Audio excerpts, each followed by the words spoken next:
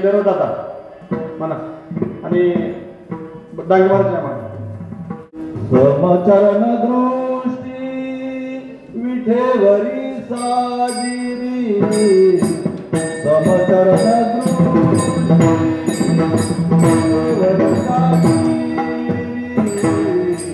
समचरण दृष्टी विठेवरी साजिरी समचरण दृष्टी विठेवरी साजिरी समचरण दृष्टी विठेवरी साजिरी समचरण दृष्टी विठेवरी साजिरी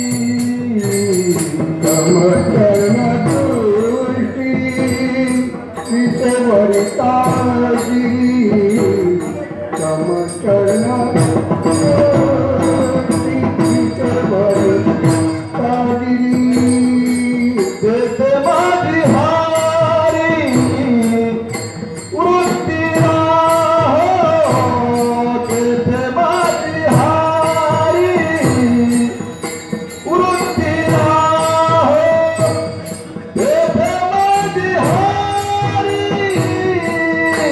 वृत्तीला हो आणि गणला मालिक पदार्थ आणि गणना मालिक पदार्थ माझे हरी वृत्तीला माझे हरी वृत्तीला हरी कनला मालिक पदार्थ हरी कनला मालिक पदार्थ समचरण दृष्टी विठेवरी साजिरी समचरण दृष्टी विठेवरी साजिरी समचरण दृष्टी विठेवरी साजिरी समचरण दृष्टी विठेवरी साजिरी देते माझी हारी वृत्तीला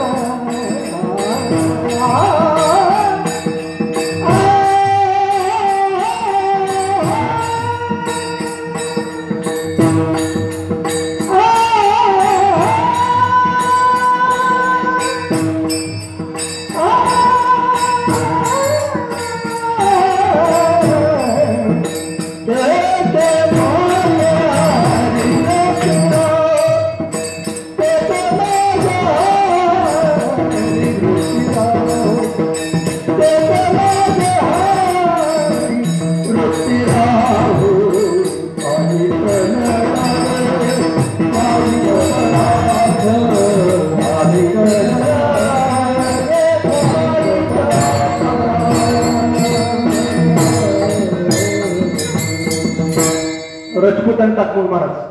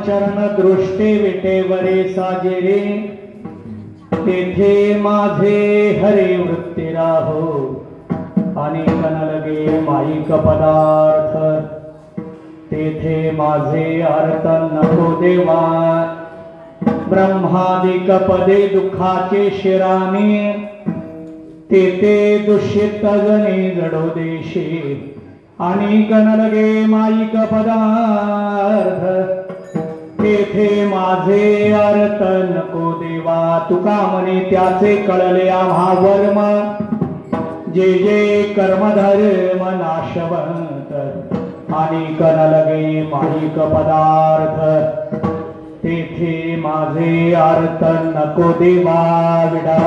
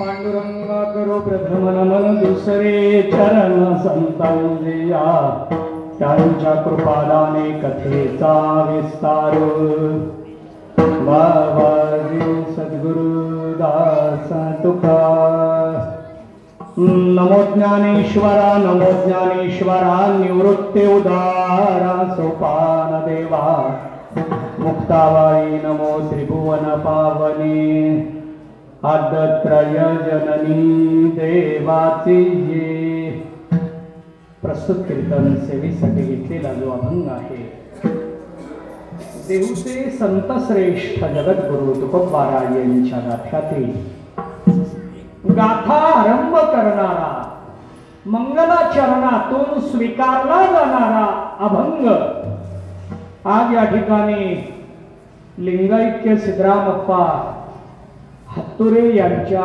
16व्या पुण्यस्मरणाप्रित्यर्थ आदरणीय श्रीसेन मामा हत्तुरे परिवार त्यांचे चिरंजीव नगरसेवक असलेले सन्माननीय वैभव हत्तुरे यांच्या माध्यमातून या कार्यक्रमाचं आयोजन करण्यात आलं आणि आजची पहिल्या दिवसाची कीर्तनरूपी सेवा माझ्याकडे आली. वारकरी मंडळाचे सोलापूर शहराचे शहर अध्यक्ष हरिभक्तीपरायण संजय पवार यांच्या प्रेमातून इथे येण्याचा योग आला. दरवर्षी या सप्ताहातली काल्याची सेवा माझ्याकडे असते, पण यंदा कोरोनामुळे सप्ताह होईल न होईल, कारण मागच्याही वेळेला अडचण निर्माण झाली, त्यामुळं अंशात्मकरित्या पुण्यस्मरणाचा कार्यक्रम परिवाराकडून करण्यात आला.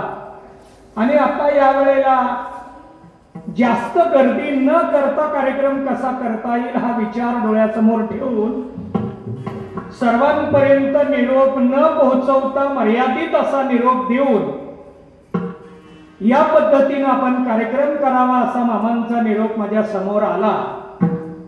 कारण कोरोना हा 1.5 वर्ष झाली संपूर्ण राज्याला, आपल्या जिल्ह्याला कोरोनाचा त्रास, शासकीय निर्बंध या माध्यमातून आपण पुढे जात असताना हा कार्यक्रम आल्यानंतर आम्ही थोडंसं काल्याच्या वेळेला सोलापूर शहरामध्ये नाही, मुक्ताईनगरला आम्ही सप्ताहाचं आयोजन केलेलं आहे.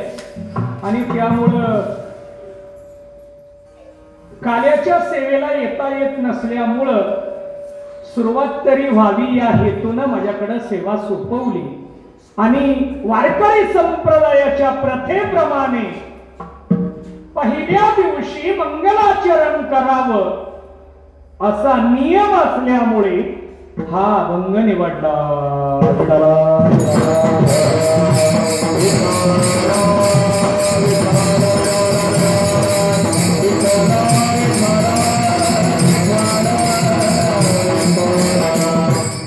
त्यात आज आपल्या कार्यक्रमाला आदरणीय हरिभक्तीपरायण तानाजी दादा बेलेराव महाराज यांची प्रमुख उपस्थिती, आज त्यांचा वाढदिवस सुद्धा आहे. मी संयोजकाला सूचना दिलेले या परिसरातील आमचे आदरणीय ताकमोगे महाराज असतील, पांडुरंग महाराज असतील, या परिसरातील सर्वच प्रमुख मंडळी यांच्या माध्यमातून कार्यक्रम होत असतानाची पहिली सेवा माझ्या वाट्याला आलेली आहे. पहिल्या दिवशी मंगलाचरण करण्याचा प्रघात आहे. मंगलाचरण कशाला म्हणतात, मंगलाचरण का करावं, मंगलाचरण कुणी करावं आणि मंगलाचरण कोणतं करावं.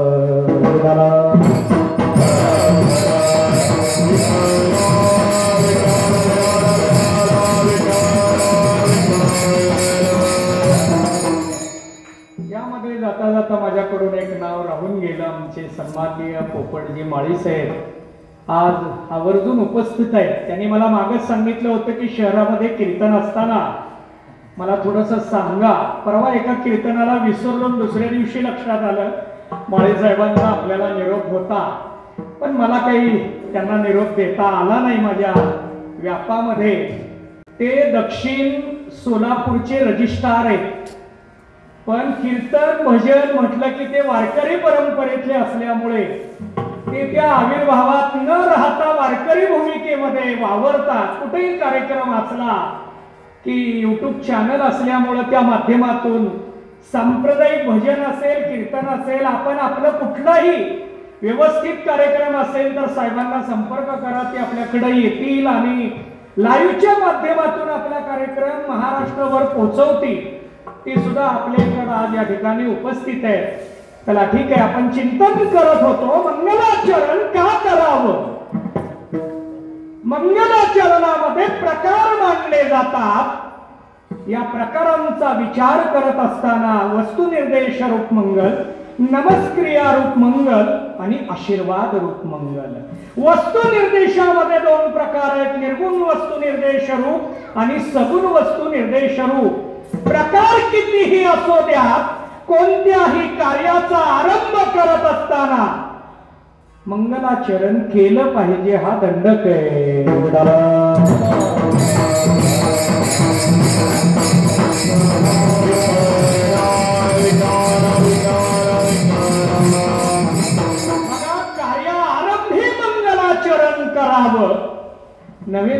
आपण नवीन वस्तू जरी घेतली, टीव्ही खरेदी केली, घरी आल्यानंतर पूजा करतात, फ्रीज घेतला पूजा करतात, बंगला घेतला पूजा करतात, प्लॉट घेतला पूजा केली जाते, शेती घेतली पूजा केली जाते, गाडी घेतली, कोणतीही वस्तू घेतल्यानंतर त्याची आपल्याकडून उपभोगाला सुरुवात करण्या अगोदर पूजन करणं याला मंगलाचरण म्हणतात. व्यवहारामध्ये मंगलाचरण उपयोगाचे, संसारामध्ये मंगलाचरण गरजेचे, तर परमार्थात काय आहे?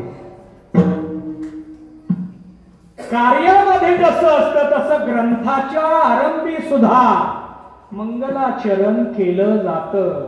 ज्ञानोबरायांनी ज्ञानेश्वरीच्या प्रारंभी ओम या पदाच्या निर्देशाने मंगलाचरण केलेले. ओम नमो द्विआद्या वेद प्रतिपाद्या जय जय स्वसंवेद्या आत्मरूपा. ओंकाराचा निर्देश करून आता यात पुन्हा दोन शंका.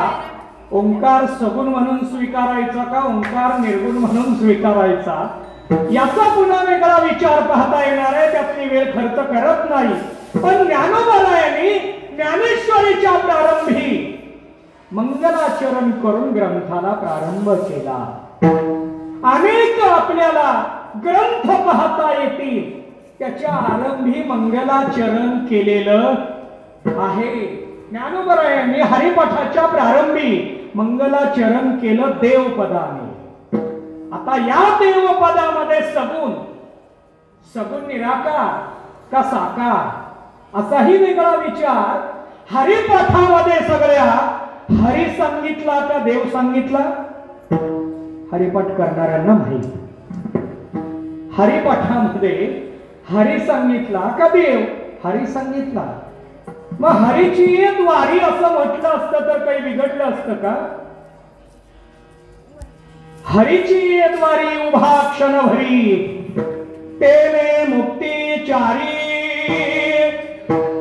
साधिया. काही जण म्हणतील देवपदाने मंगलाचरण आहे, हरिपदाने सुद्धा मंगलाचरण साधता येतं. मंगलायतनो हरिही असा श्लोक आहे. हरी हे मंगल स्वरूप आहे आणि म्हणून हरिपदाने मंगलाचरण साधता आलं असतं तरी सुद्धा ज्ञानोबरायांनी पूर्ण हरिपाठात हरी संबोधला. पण गाथा आरंभ करणारा देवपदाचाच निर्देश का केला?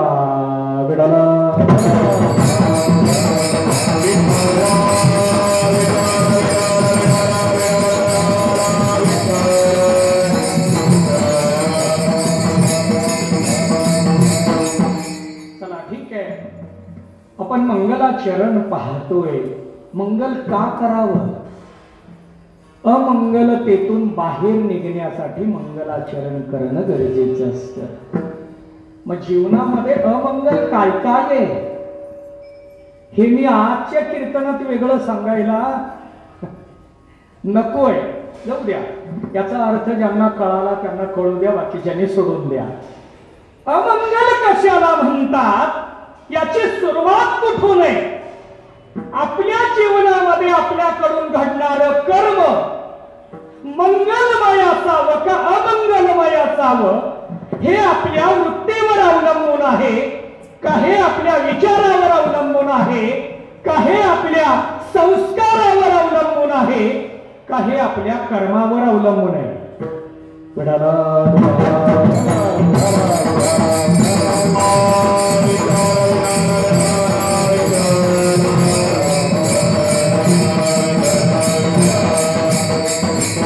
चार गोष्टीचा निर्देश आपल्याला पाहता येतो. कर्मामुळे मंगल अमंगल, का विचारामुळे, का संस्कारामुळे, का वृत्तीमुळे, का तादात्म्यामुळे आपल्याला याचं चिंतन पाहता येणार आहे. चला ठीक आहे, पण आपल्याकडून अमंगल घडू नये याच्यासाठी मंगलाचरण करावं लागतं.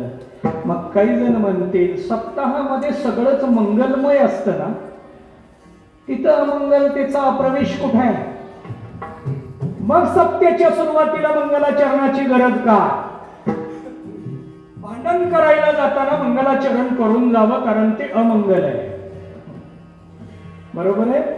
मुळात माणूस भांडण करायला जातो त्यावेळेला त्याचा विवेकच नाहीसा होतो. माणूस ज्या वेळेला संघर्ष करतो, भांडण करतो, त्यावेळेला त्याच्या अंतःकरणामध्ये क्रोध असावा लागतो. शांत माणूस भांडण कधी करत नाही, करू शकत नाही. मग त्यावेळेला त्याच्याकडे अमंगलता आहे, म्हणून त्यानं काय करावं? मंगलाचरण करावं. मग कोणतं मंगलाचरण? शिष्यानं केलेलं मंगलाचरण, भक्तानं केलेलं मंगलाचरण, जगानं जनानं केलेलं मंगलाचरण आणि संतांनी केलेलं मंगलाचरण एकच आहे का वेगवेगळं आहे? विठाला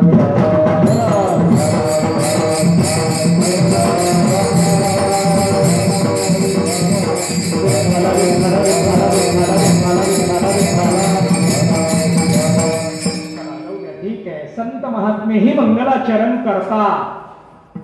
बघा, पंढरपूरच्या नदीमध्ये स्नान करावं याच्यासाठी निर्देश केला जातो. चंद्रभागेमध्ये आंघोळ करावी हा पंढरपूरच्या वारीचा महत्वाचा नियम आहे. महाराजांनी लक्षण मांडलेले. चंद्रभागे स्नान विधितो हरिकथा. पण चंद्रभागेला स्नान का करायचंय? इतर ठिकाणी आंघोळीला पाणी मिळालं नाही म्हणून चंद्रभागेची आंघोळ आहे का? नाही. चंद्रभागेच्या स्नानाने आमची पातक नाहीशी होतात. चंद्रभागेच्या स्नानाने आमच्या दोषाचा नाश होतो, म्हणून चंद्रभागेमध्ये स्नान आहे. पण हे पापी लोकांनी, दोषी लोकांनी, अज्ञानी लोकांनी जीवाने स्नान करावं का संतांनी सुद्धा स्नान करावं? मग संत महात्मे स्नान कशासाठी करतात? त्यांच्याकडे जर पापच नसेल, त्यांच्याकडे जर दोषच नसेल, तर त्यांनी स्नान कशासाठी करायचंय? तसं आपल्या सप्ताहामध्ये सगळं मंगलमयच आहे, तर आम्ही सप्ताहाच्या प्रारंभी मंगलाचरण का करावं?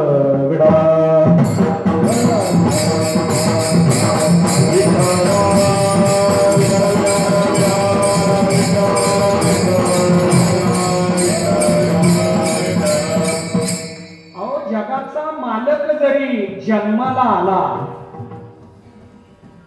तो जिथं जन्माला आला त्या माता पित्यांना त्यानं जन्मभर वंदनच केलं पाहिजे.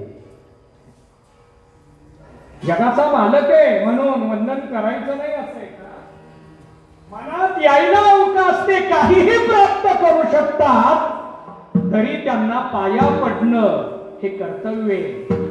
आणि पाया पडणं म्हणजेच नमस्कार, मंगलाचरण आहे. मंगलाचरणाची ही भूमिका आहे आणि म्हणून मंगलाचरण केलं पाहिजे. आपण सुद्धा आता ट्रिपला निघालो, काही जण ट्रॅव्हल्सनी जातात, काही रेल्वेनी जातात. मग ट्रॅव्हल्स असतील तर जाताना यात्रेला जाण्यापूर्वी त्या गाडीची पूजा केली जाते. पाठीमागे मला हरिभक्तीपरायण ज्योतिराम चांगले कुठं रामेश्वर काशीला जाताना 2 गाड्याच्या पूजनाला त्यांनी मला बोलावलं होतं. गाडीची पूजा करून मग यात्रेला प्रारंभ. काय आहे? मंगलाचरण आहे. आता यात्रा करायला जाणारी मंडळी यात्रेमध्ये जाऊन देवदर्शन करणार आहेत, यात्रेतल्या तीर्थाचं स्नान दर्शन करणार आहेत, सत्संग करणार आहेत, तरी मंगलाचरणाची गरज का? मंगलाचरण हे केवळ दोषमुक्तीसाठीच असं नाही, तर मंगलाचरण हे कर्तव्य आहे. आपण मंगलाचरण हे पहिल्यांदा प्राधान्यानं कर्तव्य म्हणून केलं पाहिजे. मग कुणी का असे ना, त्या जीव असो, साधक असो, मुक्त असो, सिद्ध असो, संत असो, कुणी का असे ना, मंगलाचरण आमच्याकडून घडलं पाहिजे, हे आमचं कर्तव्य ठरतं. हा एक भाग. दुसरं, मंगलाचरण केल्यामुळे आम्हाला आशीर्वाद मिळतो. मंगलाचरणाने आम्ही पाया पडण्यातून नमस्क्रियारू ज्यांना पाया पडतो त्यांच्या स्वरूपामुळे वस्तू निर्देश रूप. 3 प्रकारच्या. आता यातून आपण पुढे जाऊया. मंगलाचरण शब्दामध्ये का ध्वनीमध्ये का क्रियेमध्ये? मंगलाचरण करावं ठीक आहे, पण बघा लग्न सोहळ्यामध्ये किंवा काही कार्यक्रमांमध्ये पूर्वी सनई लावली जायची. पहाटेच्या वेळेला जर सनई कानावर पडली तर आता कंप्लेंट होते. आता काळ बदललाय, आताचा काळ बदललाय. रात्री 10च्या आत संपलं पाहिजे आणि सकाळी 6च्या पुढे सुरू करा. तुमचा काकडा सगळं जे काही असेल ते आमच्या झोप मोड करून का. शेजा पाजारची मंडळी आपल्याला सांगतात काकडा करा, नाहीतर काही करायचंय ते करा, पण आमची झोप मोड न करता जाऊ द्या. यातला भाग सोडून द्या. माझं चिंतन काय चालू आहे? जर आपल्याला असा आवाज कानावर पडला मन समाधान होत. नवे नवे पूजेच्या वेळेला मंदिरामध्ये शंख वाजवला जातो. कशाचं लक्षण आहे? ध्वनी मंगलाचरण आहे. बासरी वाजवणं ध्वनी मंगलाचरण आहे. सनई वाजवणं ध्वनी मंगलाचरण आहे. विणा वाजवणं ध्वनी मंगलाचरण आहे. मृदंग वाजवणं ध्वनी मंगलाचरण आहे. याच्यामध्ये संप्रदायाने पेटी घेतली नाही बरं का, म्हणून मी पण त्याचा उच्चार करत नाही. कार्यक्रमाला वापरतो आपण हा भाग वेगळा, पण ध्वनी मंगलाचरणामध्ये त्या सगळ्या विषयात घंटानाद. आपण मंदिरात गेल्यानंतर घंटा वाजवतो. कशासाठी? मंगलाचरण आहे. या सगळ्या गोष्टीतून ध्वनी रूपाचे शब्दातून मंगलाचरण करतो आपण. आणि क्रियेतून, क्रिया म्हणजे नेमकं काय? कीर्तन करणं, पूजन करणं, दर्शन करणं, पारायण करणं, अनुष्ठान करणं, हे क्रियात्मक मंगलाचरण आहे. विठ्ठला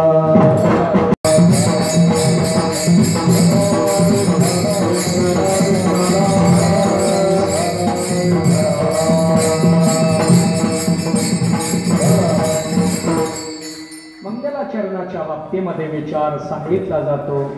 आणि म्हणून पहिल्या दिवशी देवाच्या स्वरूपाचं मंगलाचरणाचं नामाचं चिंतन मांडणारा अभंग असावा असं वारकरी संप्रदाय सांगतो. आपल्या कीर्तनाला वारकरी संप्रदायिक संस्काराची मंडळी आहेत आज, म्हणून मी तेच बोलायला लागलो बरं का. आणि ही कायम तेच असतात, म्हणून त्याच संस्कारात आपण त्यांना घट्ट करण्यासाठी तो विचार पुन्हा पुन्हा पुन्हा पुन्हा आपल्याला मांडावा लागतो. आणि त्यामुळे आपण मंगलाचरणाचा विचार करायला लागलो. या मंगलाचरणाच्या माध्यमातून आपलं जीवन मंगलमय बनावं याच्यासाठी मंगलाचरण, का फक्त सप्ताह निर्विघ्न पार पडावा म्हणून मंगलाचरण? यात्रा चांगली व्हावी म्हणून मंगलाचरण, का वारी चांगली व्हावी म्हणून मंगलाचरण? जीवन मंगलमय बनावं म्हणून मंगलाचरण करायचंय. मग आम्ही ग्रंथ श्रवण करताना पहिल्याच प्रारंभाच्या दिवशी मंगलाचरण ग्रंथाला प्रारंभ होतो, पण जीवन अमंगलच राहतं असं का? किती ग्रंथ ऐकले विचारतात सहज आपल्याला. बरोबर आहे का? आता सगळ्याला सगळा अभ्यास नसतो. दाताच्या डॉक्टरांना डोळ्याचा अभ्यास नाही, डोळ्याच्या डॉक्टरांना कानाचा अभ्यास नाही, कानाच्या डॉक्टरांना मर्यादित आहे. तसं आपल्याला जर विचारलं हरिपाठातल्या अभंगाची संख्या किती, आपण हरिपाठ केलाय म्हणतोय, पण आकडा कधी मोजला? जसं जेवण करताना आपण भाकरी चपाती मोजतो का? कुणी मोजत नाही. पोट जोपर्यंत सांगत नाही बस कर आता, तोपर्यंत चालूच राहत. तसं आम्ही हरिपाठात कधी मोजमाप केलेलं? अचानक कीर्तनकारांनी विचारलं हरिपाठात अभंग किती? सगळ्याला टेन्शन येतं, ताण येतो. हरिपाठात हरी शब्द किती वेळा आला? लगेच टेन्शन येतं, ताण येतो. घाबरायची गरज नसते. आपण त्या विषयात कधी तज्ञपणाकडे गेलोच नाही, अभ्यासच केला नाही. अहो, आपला सगळ्याचा प्रपंच करून परमार्थ आहे. प्रत्येक जण प्रपंचातला व्याप सांभाळ परमार्थ करत असल्यामुळे परमार्थात श्रद्धेला भावाला प्राधान्य देऊन आपला वर्ग पुढे जातो. आणि त्यामुळं या गोष्टी थोड्याशा आपल्याकडून बाजूला राहतात. म्हणून नाराज व्हायची गरज नाही. ज्ञानेश्वरीच्या ओव्यांची संख्या किती, एकनाथ महाराजांच्या हरिपाठाची संख्या किती, आपल्याला सांगता आलं नाही म्हणून नाराज व्हायची काही गरज नाही. का? संसार करून परमार्थ करतोय आपण. आम्हा कीर्तनकारांचं वेगळं आहे. आम्ही फक्त कीर्तन करतो, दिवसभर रिकामे असतो. आमचा विषय वेगळा. आम्ही फक्त कीर्तन करतो, 2 तासच बरे दिसतो. 2 तास सोडले की 22 तास आमच्याकडं साधं सुद्धा बघू नये असं आमचं वागणं असतं. ठीक आहे, लाईव्ह आहे त्यामुळे जास्त विस्तार याचा करत नाही. आणि आपलं चिंतन चालू आहे. यामध्ये जीवन मंगलमय बनवण्यासाठी आपल्याला काय करावं लागेल. जीवन जर मंगलमय बनवायचं असेल तर साधन सुद्धा मंगलमय स्वीकारलं पाहिजे. मग साधन कोणतं स्वीकारावं? मंगलमय साधन स्वीकारावं का मंगलमय स्वरूप स्वीकारावं? मंगलमय रूपाचा आधार घ्यावा का मंगलमय नामाचा आधार घ्यावा?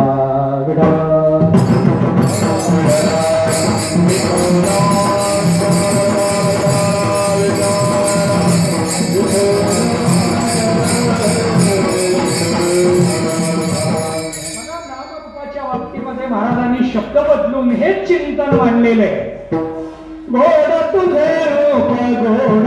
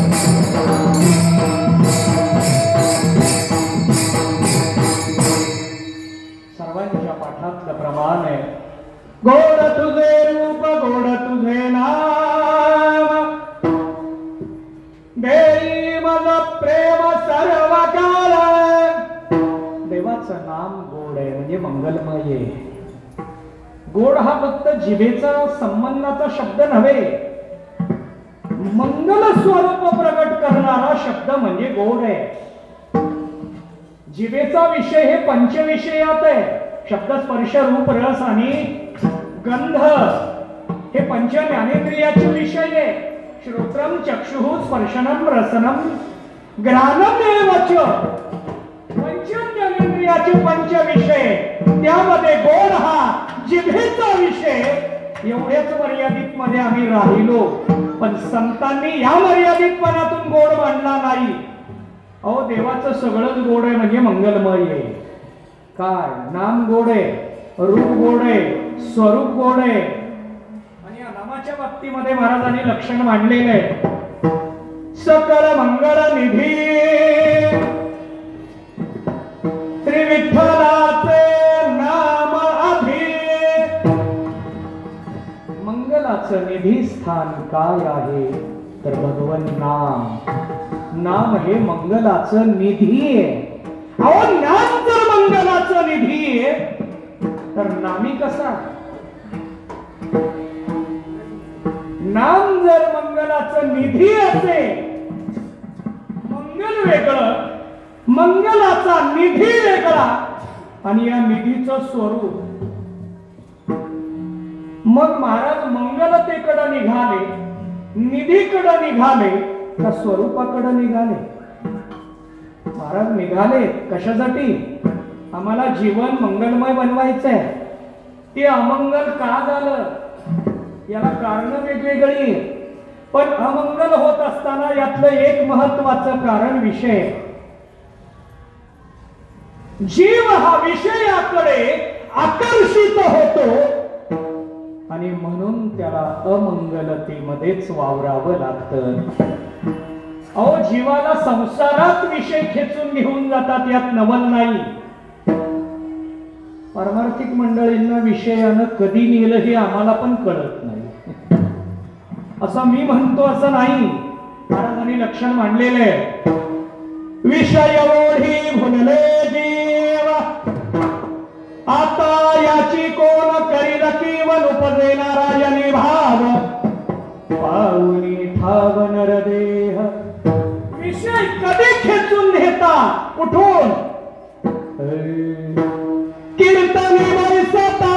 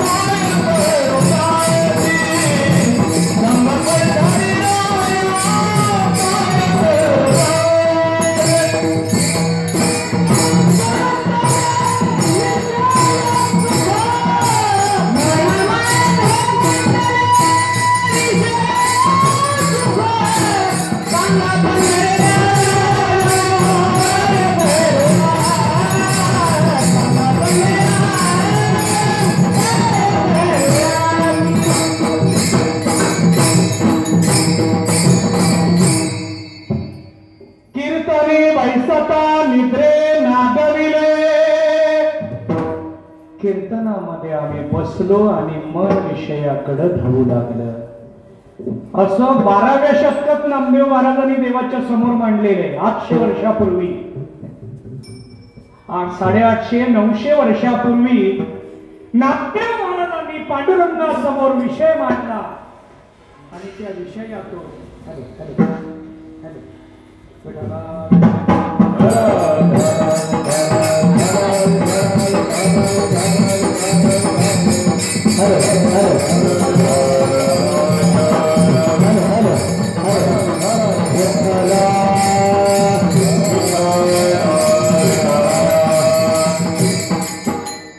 बघा नामदेव महाराजांनी पांडुरंगासमोर परिहार दिला. देवा कीर्तनामध्ये बसल्यानंतर आमचं मन विषयाकडे का धावतं? तुमचं नाम मंगल स्वरूप आहे, तर या मनाने नामाला स्वीकारावं का विषयाला स्वीकारावं? अमृताहुनी गोड नाम तुझे देवा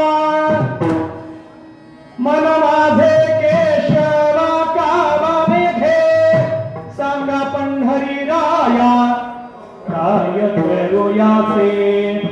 देवा भगवंता पांडुरंगा सांगा माझं मन का बरं नामाकडे जात नाही? नाम आहे, कोण आहे? मंगल स्वरूप आहे. मनाने नामाचा स्वीकार करावा का अमंगलतेकडे जावं? यातला एक व्यवहार मांडतो. आपल्याला सगळ्याला दूध आवडावं का चहा? काय आवडतं? विठाला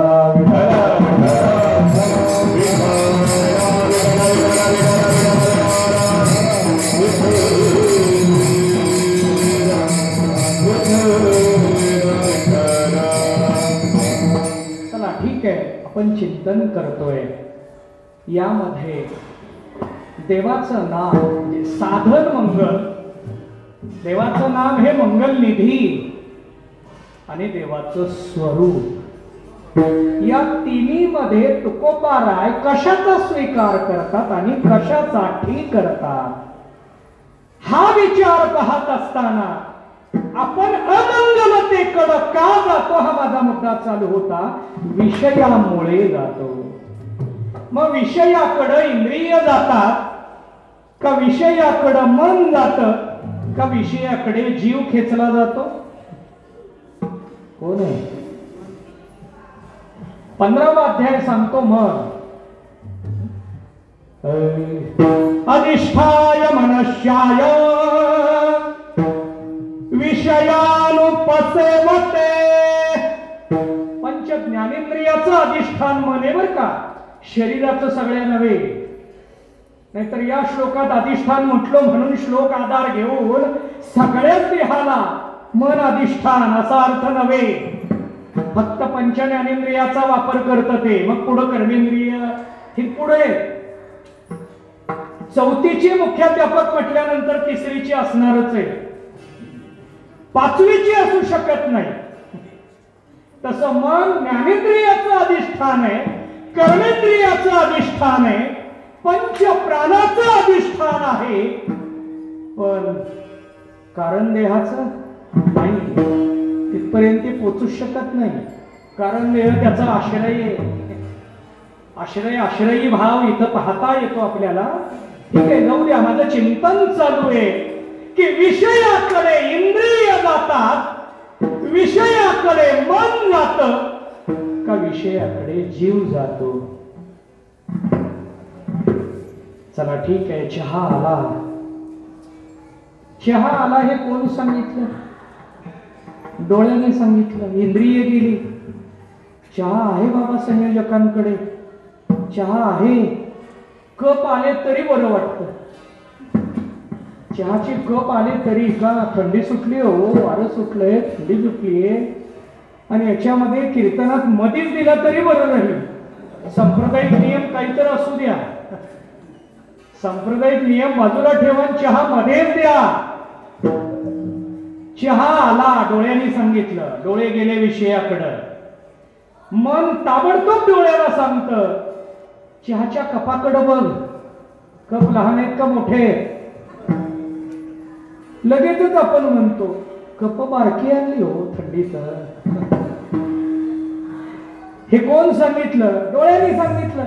मनाच्या आदेशानुसार लगे मन सांगतं जाऊ दे, तेवढा तरी चहा आम्हाला मिळतोय. त्या चहाचा रंग बघ. मनानं ऑर्डर केल्याबरोबर डोळ्यानं रंग सांगितला, पण अर्धा करायचा का पूर्ण घ्यायचा? शुगर आहे आता इथं गर्दीत कशी सांगायची? मग साखरेचंच घेऊ काय होते? सगळी शुगरची मंडळी स्वतःला प्यावं वाटतात, पण ते दुसऱ्यावर घालून पितात. सगळेच घ्यायला लागले हो, मला घ्या म्हटले म्हणून घेतलो. सांगा मला आवडतं, सरळ कबूल करावं. जाऊ दे, कीर्तनात बसत नाहीत वगैरे त्यांनी नका कबूल करेना, पण कीर्तन भजन परमार्थ करणाऱ्यांनी तर आपला आपला विचार कबूल करावा. मला चहा आवडतोय, गोड आवडते, मी घेतलं.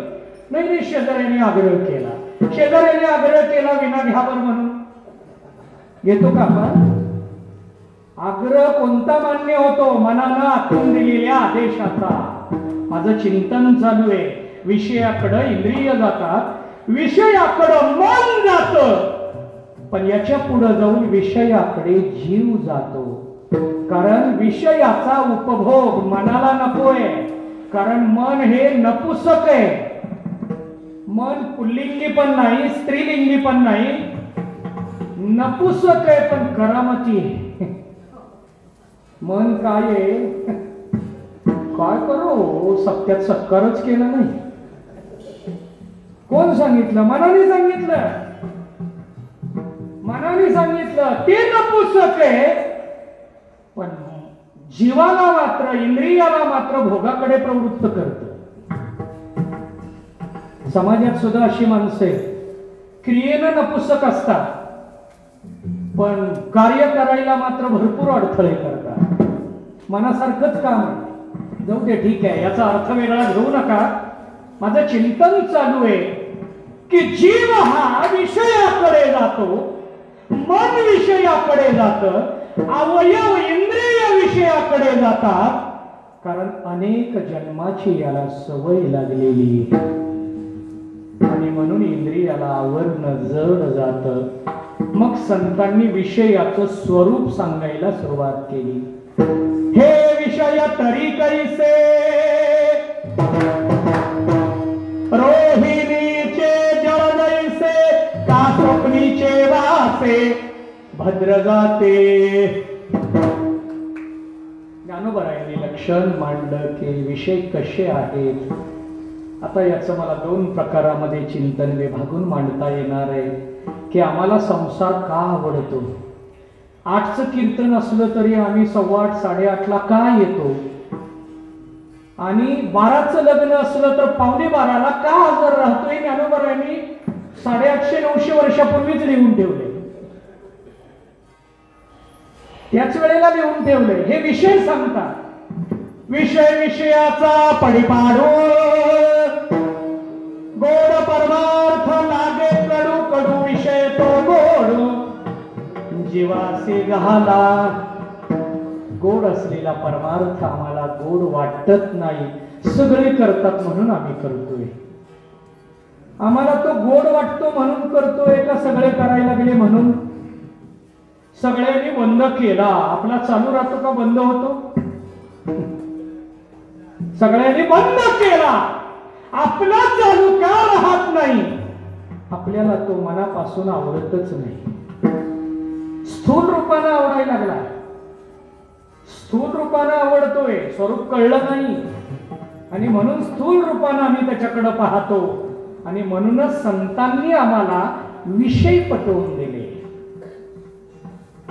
विषय पटवून देत असताना त्याचं लक्षण सुद्धा मांडलं की विषय कसे आहे. विषयाचे समसुख वेगळाचे पाहोरे, विषयाचे समसुख वेगळाचे पाहोरे,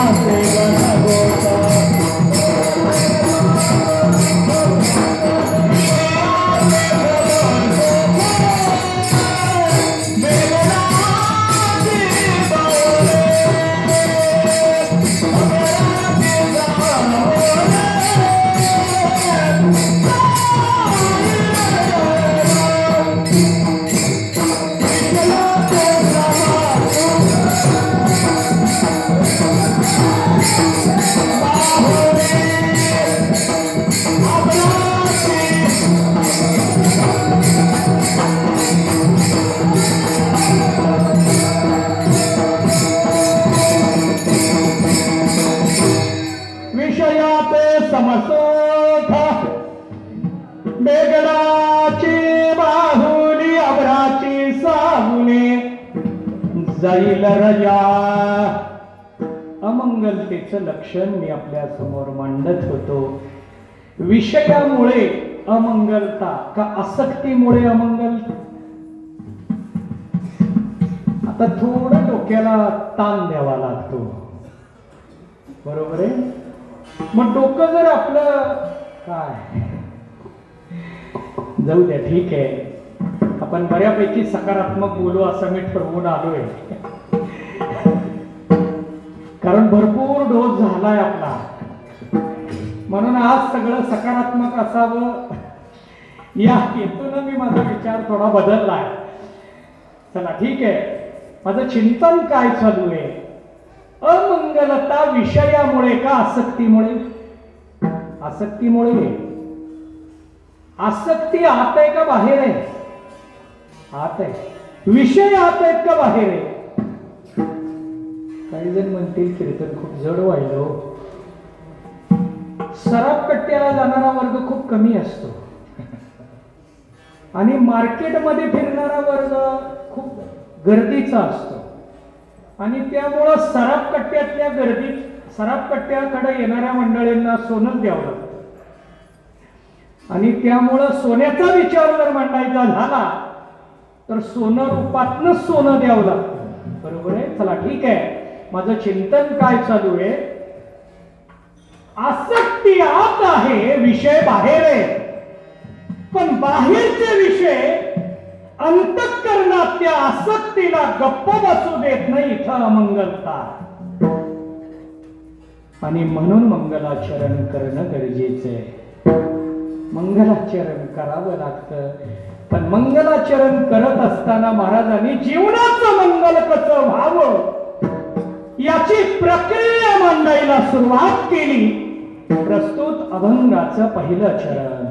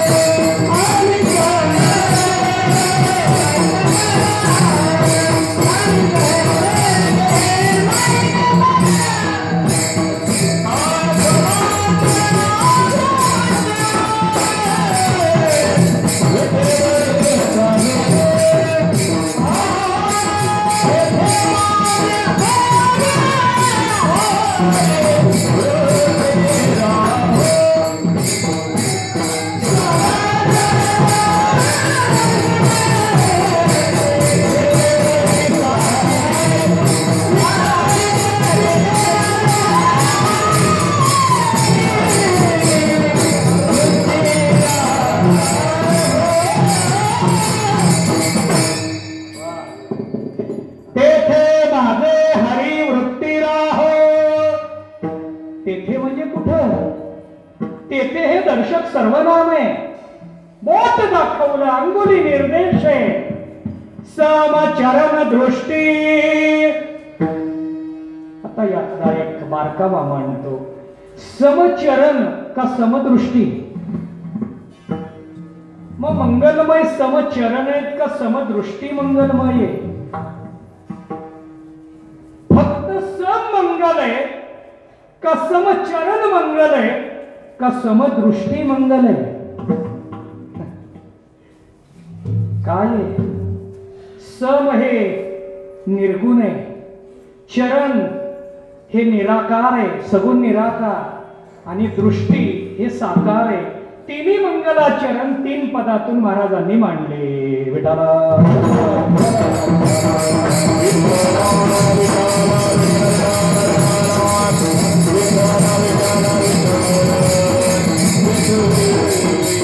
आता हे कसं बसवायचं म्हटलं तर माझा अभंग तसाच राहील. अर्धा तास फक्त शिल्लक आहे. यात पुन्हा सांप्रदायिक सगळे नियम पाळायला बाकी वेळ देऊन मग माझं चिंतन आणि त्यामुळं सगळा विस्तार आत्ताच्या वेळेत होणं खूप अवघड आहे.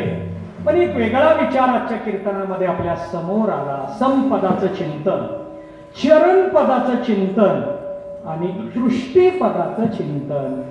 यामध्ये आणखीन दृष्टीमध्ये केवळ विटेवर उभा राहिलेला आहे म्हणून दृष्टी, का विशिष्ट पद्धतीची दृष्टी धारण केली म्हणून तेथे माझे. तुम्ही म्हणाल हा संदर्भ कसा आहे, पटवून देतो.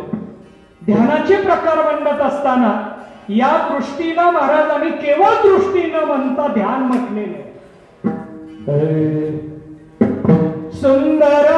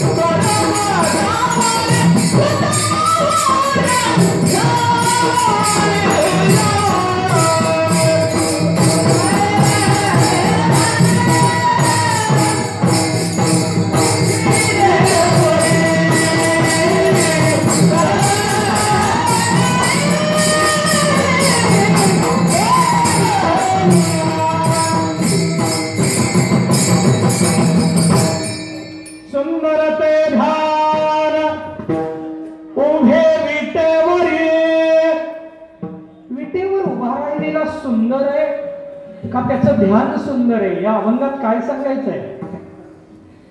विटेवर जो उभा आहे तो सुंदर आहे, दिसायला सुंदर आहे, असायला सुंदर आहे का ध्यान सुंदर आहे.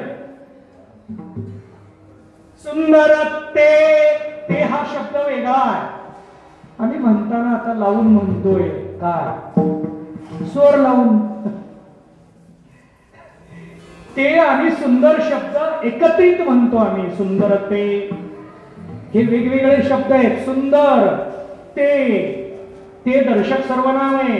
ते ध्यान सुंदर उभे विटेवरी, अन्वय अर्थ असा. मग ध्यान सुंदर आहे पण कुणाचं. मग ध्यान सुंदर आहे, ध्यान मंगल रूप आहे, दृष्टी मंगल रूप आहे, चरण मंगल रूप आहे का समंगल रूप आहे. ठीक आहे, पण या सगळ्याला एकच चिंतन आहे, तेथे माझे हरी राहो. चला ठीक आहे, त्यातला बारकावा आपल्याला बघायचा आहे की आपली वृत्ती तिथं स्थिर झाली पाहिजे. पण ती वृत्ती स्थिर होण्यासाठी सम होणं म्हणजे ज्ञानाने का समदृष्टी होणं भक्तीने. कशाने व्हायचंय आम्हाला, ज्ञानाने समरूप व्हायचंय, साधनेने समचरण व्हायचंय का भक्तीने समदृष्टी व्हायचंय. या तिन्हीला वृत्ती लागली लागते एवढं नक्की आहे. डोळे मोठे करून बघायला सुद्धा डोळे लागतात आणि दर्शन घ्यायला सुद्धा डोळे लागतात. दोन्ही ठिकाणी डोळे. डोळ्याने काय काय करायचंय तसं वृत्तीने काय काय करायचंय. तेथे माझे हरी वृत्ती राहो. आपली वृत्ती तिथं स्थिर झाली पाहिजे. पण या तिन्हीचा अर्थ वृत्तीच्या दृष्टीनं महाराजांना काय अभिप्रेत आहे. पहिल्यांदा आपल्याला वृत्ती कशाला म्हणतात हे पाहावं लागणार आहे आणि मग आपल्याला पुढे जावं लागेल. अंतःकरणाचा परिणाम म्हणजे वृत्ती, एक लक्ष. मग अंतःकरणात बुद्धीचा परिणाम म्हणजे वृत्ती का अंतःकरणात मनाचा परिणाम म्हणजे वृत्ती का अंतःकरणामध्ये चित्ताचा परिणाम म्हणजे वृत्ती. चला ठीक आहे. सुषुप्तीमध्ये असलेली वृत्ती अंतःकरणाचा परिणाम रूप वृत्ती आहे का अविद्येचा परिणाम रूप वृत्ती आहे. याचं चिंतन आपल्याला करायचं आहे. सर्वांनी मोठ्या प्रेमाने एक वेळ भजन करू, नंतर उर्वरित चिंतन. विठोबा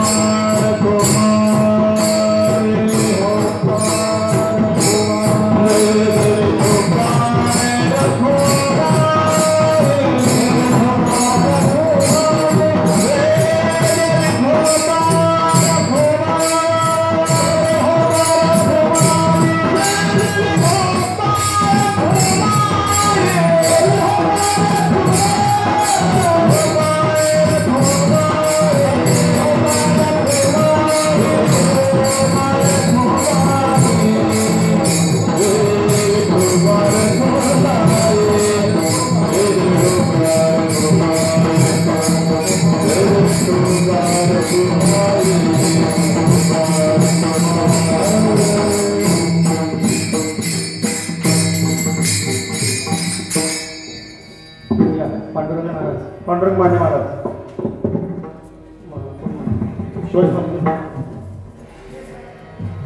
महादेव्या देवरी सारी समाचार देवरी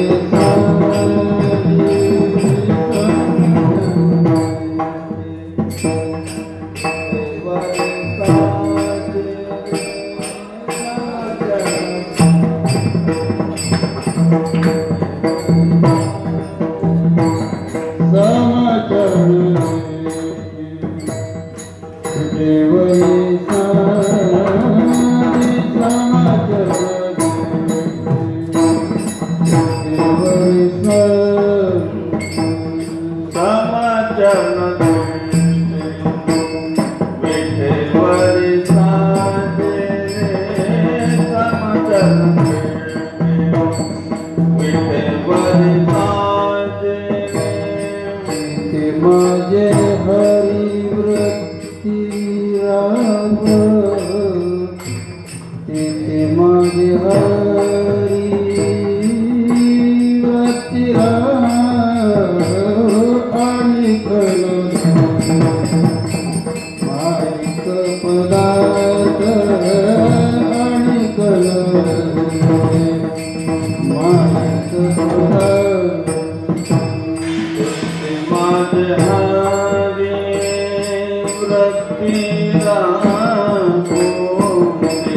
माझे हरी वृत्ती राहो आणि माईक पदार्थ आणि माईक पदार्थ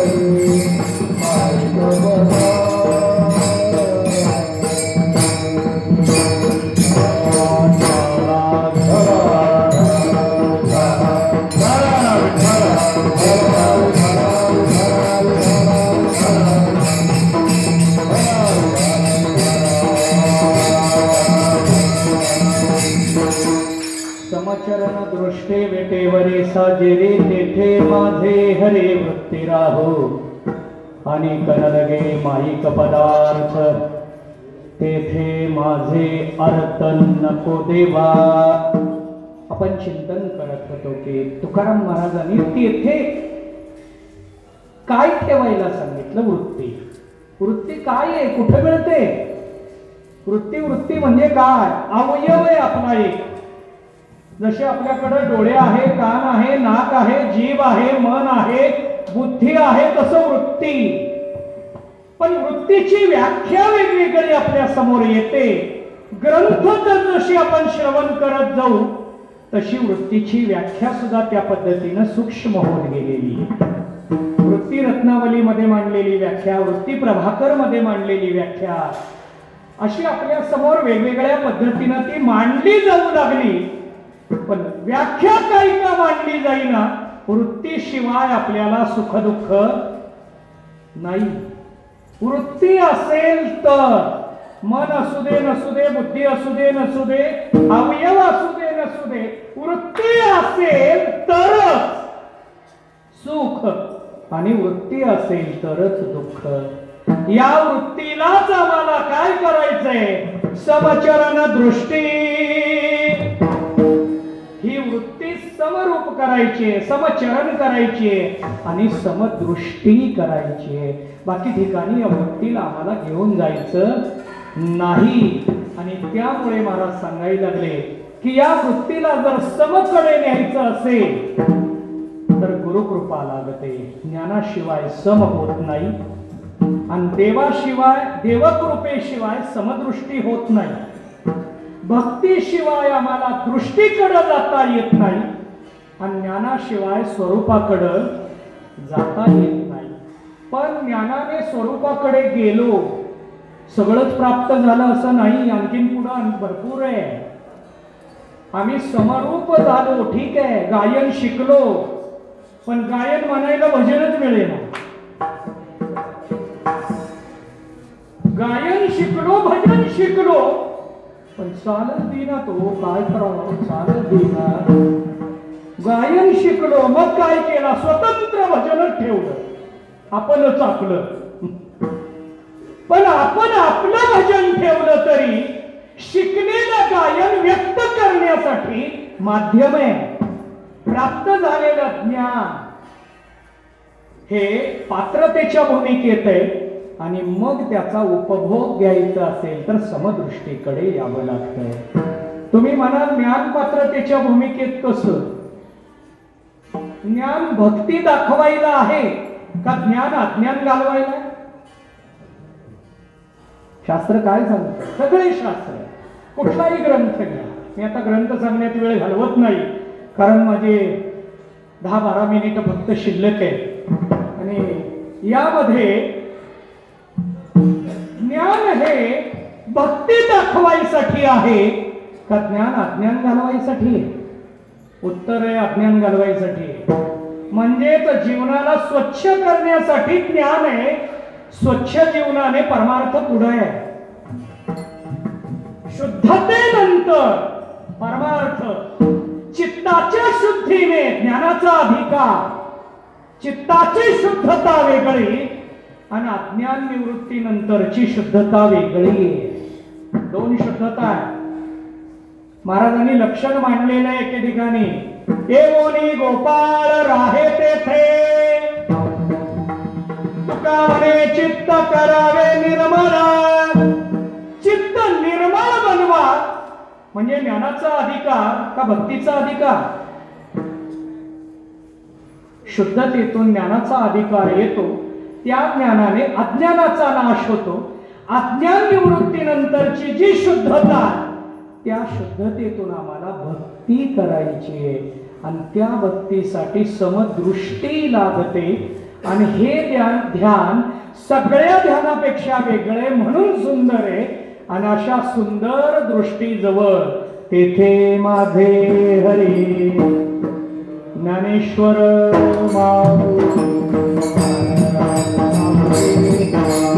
ज्ञानेश्वर